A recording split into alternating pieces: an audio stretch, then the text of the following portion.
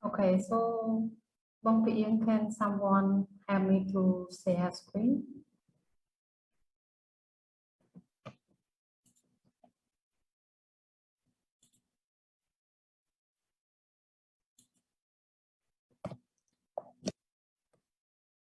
Okay, so let me start. Good morning, everyone. Can you hear me well? Yes, we could hear you. Please continue. Yeah. I'm Danik from Equitable Cambodia organization. Thank you, the organizer and moderator, for giving me a chance to share the topic related to land grabbing in Southeast Asia in May 2021. In my presentation, we'll focus the overview of microloan in Cambodia and their major investor and voice and experience from the community member who have faced human rights abuse due to both land conflicts and micro over indebtedness, which contained in a joint report between 14 community and Equitable Cambodia and Ligados, namely right to release, as you see the report cover in these slides. So please next.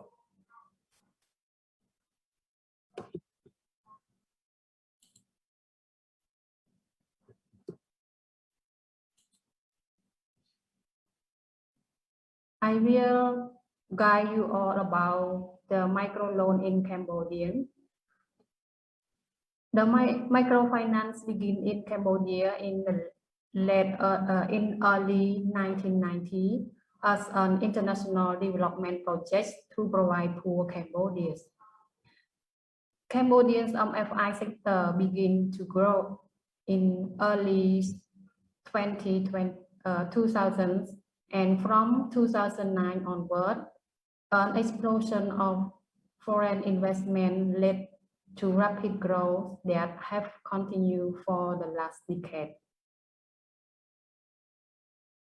At the start of 2019, there were more than 20 FI registered with the National Bank of Cambodia.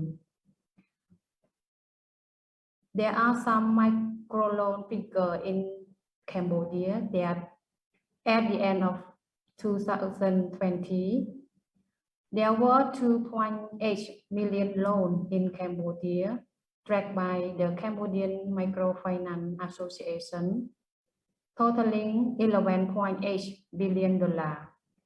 This includes loans from registered FI as well as the small portfolio of several Cambodian banks. Signatory to microloans are 3.8 million, which is 34.9% of adult population. The average loan size in Cambodia was around $4,280. That is high amount in the world and more than the annual income of 95% of Cambodians. SUARAM portfolio collateralized is 96%. Next, please.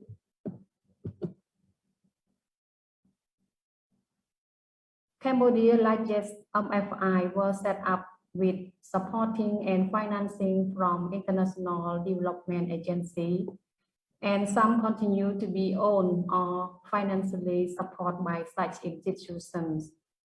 Showing by this figure, IDB and IFC are majority lender of SUARAM and Prasad.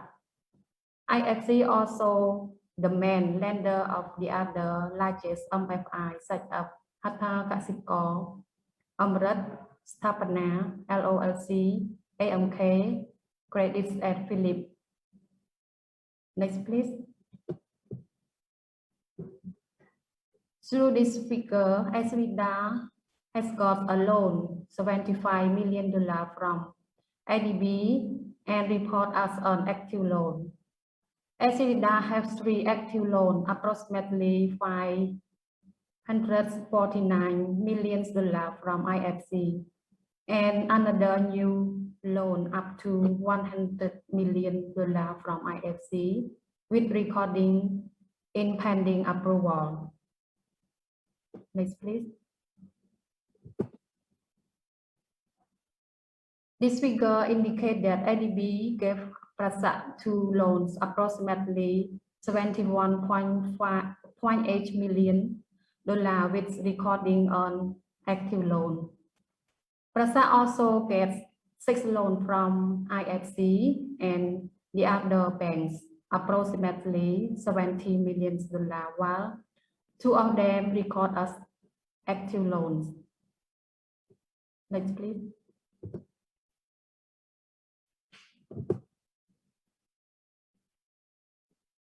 Through this figure, we can see the development financing of IFC since COVID-19 is 51%, which is half of total financing of these foreign banks, while ADB was increased only 2.7%. Next, please.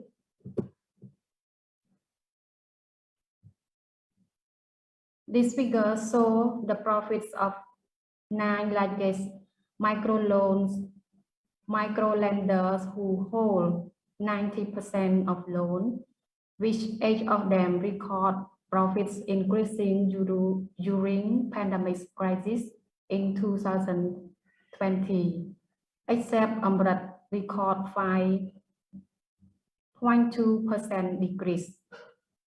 This reckless growth have led to immense profit for MFI and their foreign lending partner, but it has led to widespread over-indebtedness, and much of this portfolio is collateralized with borrowers' land title, which have negative impacts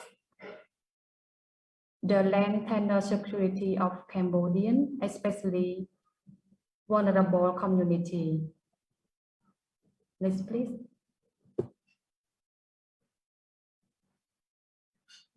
The finding from 14 community found that widespread reason for taking loan, including paying the other debt, healthcare, building a house, agriculture, and paying for a child education.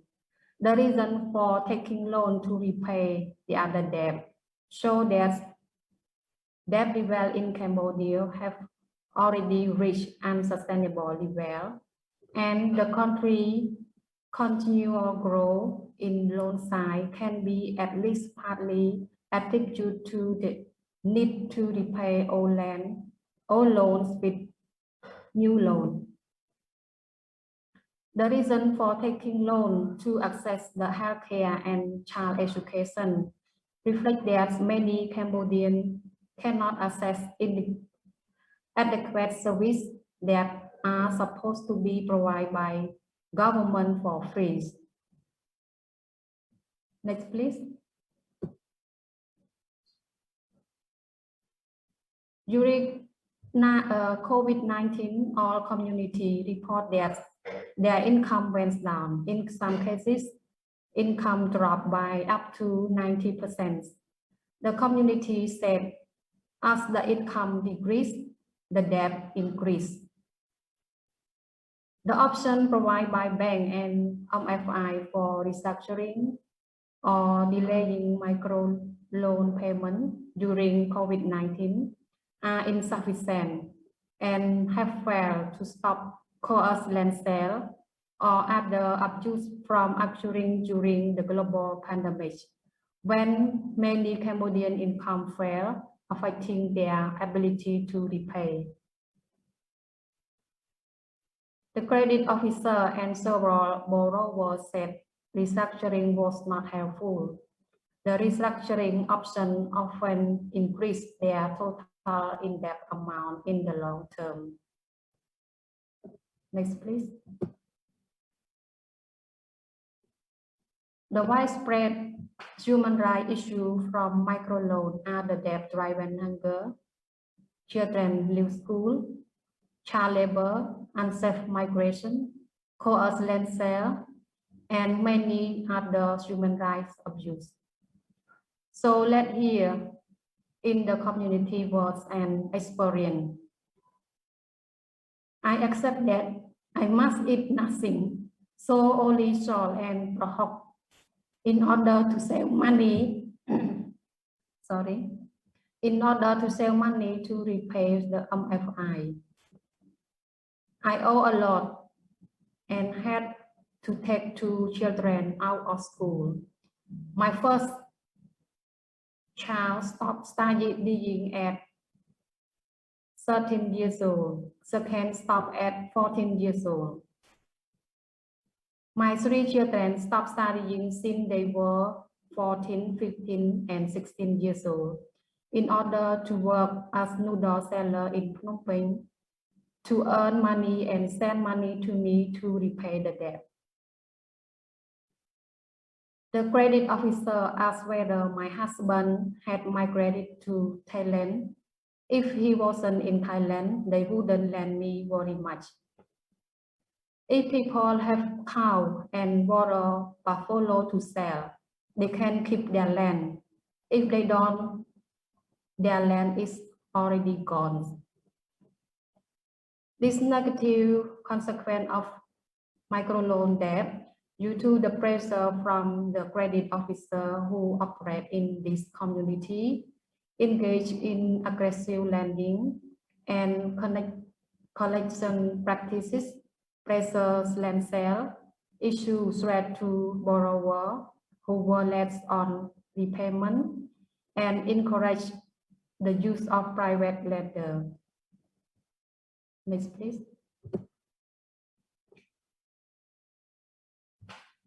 The community share us this message. First, the international bank that come to help, they didn't come to help Cambodia. They come to kill us. The second message is send this information to the leader of MFI so they can fix the problem. I don't want to protest against MFI. I just want them to fix the problem and to have justice. 14 community involved this research call for immediate action to be taken by microloan provider, both MFI, bank, as well as their international investor, including State Development Bank from Europe and the United States, to investigate the scope of human rights abuse and provide relief to borrowers who have suffered from predatory lending and collection practices. Cambodian borrowers must have the right to relief and redress, or else they will continue the face debt-driven hunger, child labor, unsafe migration, coerced land sale, and many other human rights abuse. Next, please. Yeah, the last one is the slogan of the community is having land, having lives. Yeah, so my presentation is end. Thank you very much for your attention, and I would show you a short video documentary on the indebted land community speak out for right to relief, which will spend around 3 minutes more. The video speak in Khmer language and have English subtitle. We may need some help from interpreter to translate into English as well. So please help me to display the video.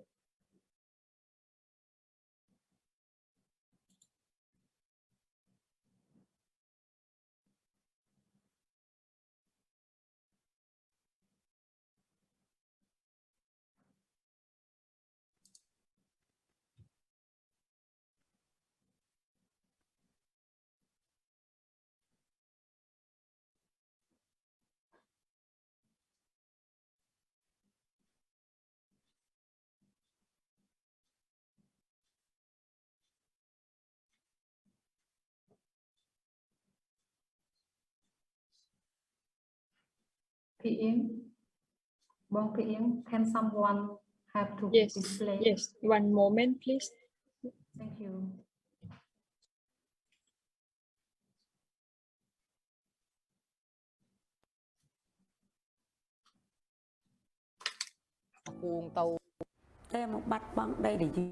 We lost the land.